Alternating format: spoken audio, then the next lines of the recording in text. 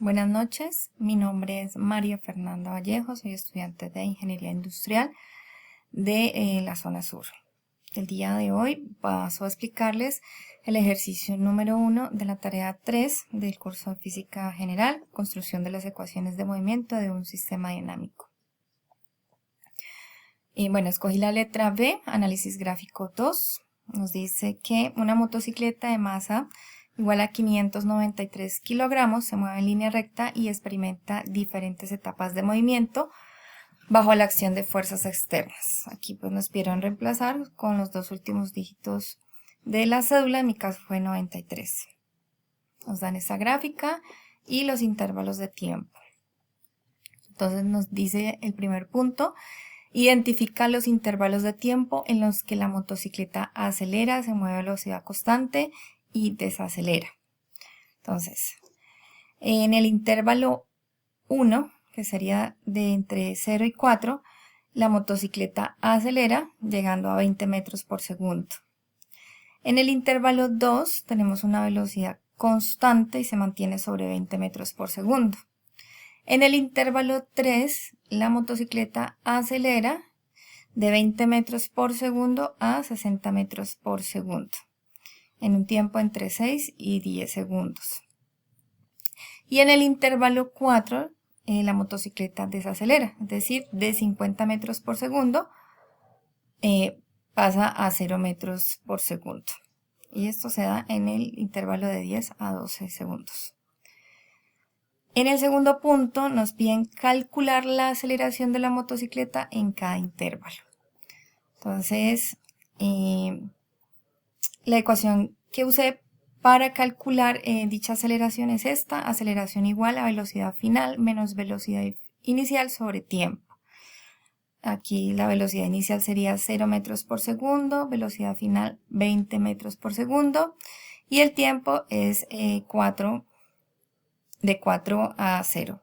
Eso nos va a dar, 4 menos 0, que es 4 segundos. Hacemos como tal la respectiva operación y esto nos da 5 metros por segundo al cuadrado. Lo mismo para el intervalo 2, intervalo 3, intervalo 4.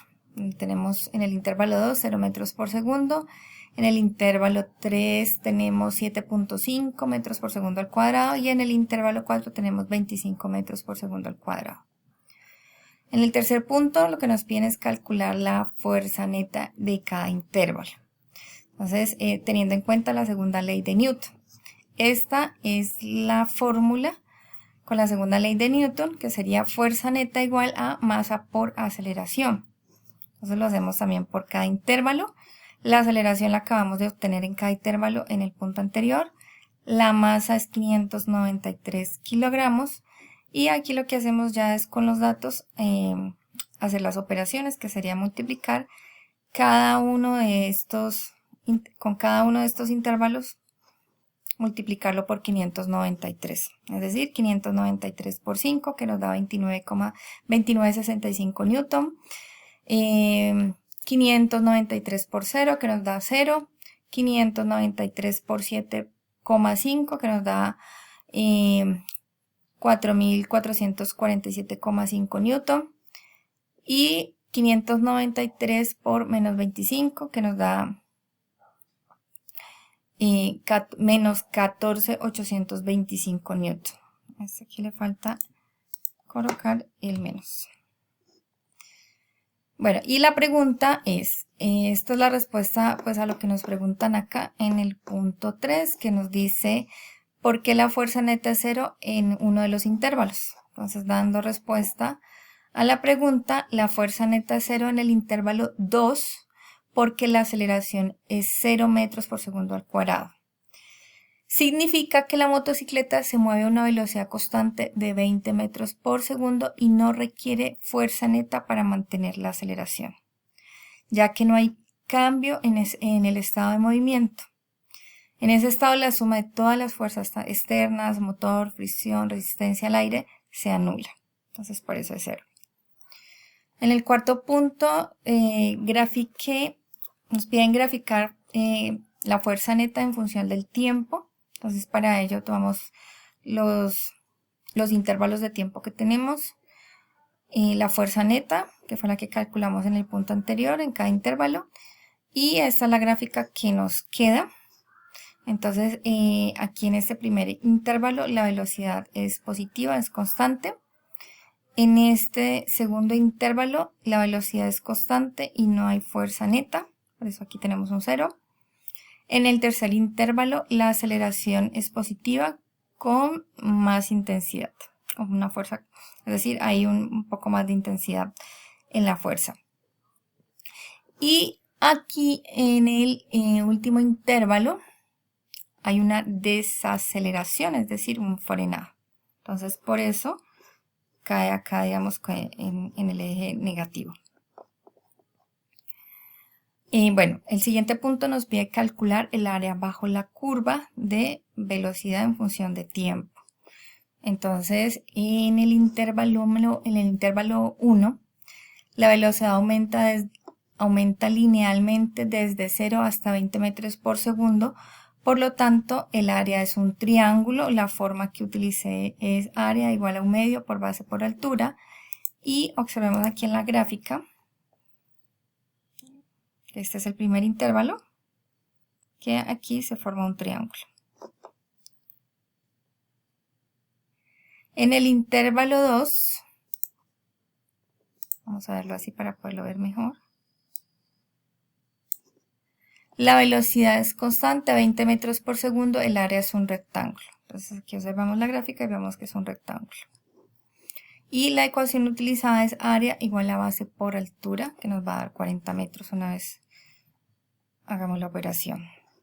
Intervalo 3, la velocidad aumenta de 20 metros por segundo a 50 metros por segundo de forma lineal y se forma un trapecio. Entonces lo vemos aquí, acá, que se forma el trapecio.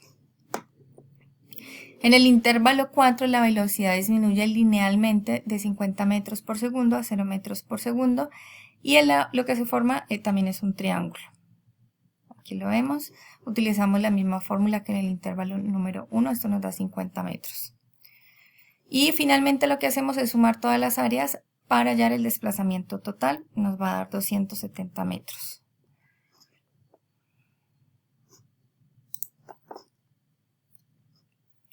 Bueno, el sexto punto es calcular el área bajo la curva en función de la fuerza por el tiempo. Fuerza en función de tiempo. Entonces se calcula multiplicando la fuerza neta de cada intervalo por el tiempo y luego se suman todos los resultados. Entonces, lo que nos dio hoy fuerza neta en el intervalo 1 lo multiplicamos por el intervalo de tiempo 1 y este es el resultado. Hacemos el mismo procedimiento para los otros intervalos de tiempo y lo que hacemos al final es sacar el área total, la sumamos y esto nos da 0 newton. Entonces vamos a ver por qué. El impulso total es 0 porque el cambio en la cantidad de movimiento de la motocicleta fue 0. Físicamente es consistente, ya que la motocicleta comenzó y terminó en reposo. Entonces la velocidad inicial fue 0 metros por segundo y la velocidad final fue 0 metros por segundo. Ahora, el punto 7 nos pide hacer una comparación de ambas áreas y ver qué conexión había entre ellos. Entonces, bueno, en el área bajo la curva, donde teníamos velocidad en función de tiempo, nos dio un desplazamiento de 270 metros. Este valor nos indica que, aunque la motocicleta terminó en el mismo estado de movimiento, es decir, en reposo, en el que empezó, sí se movió y recorrió una distancia neta de 270 metros en dirección positiva. Es decir, la motocicleta se movió. El área bajo la curva. Bueno, entonces el área bajo la curva, impulso 0 newton, este valor significa que no hubo un cambio neto en la cantidad de movimiento. Las áreas representan conceptos físicos diferentes debido a que involucran magnitudes distintas pero que se complementan.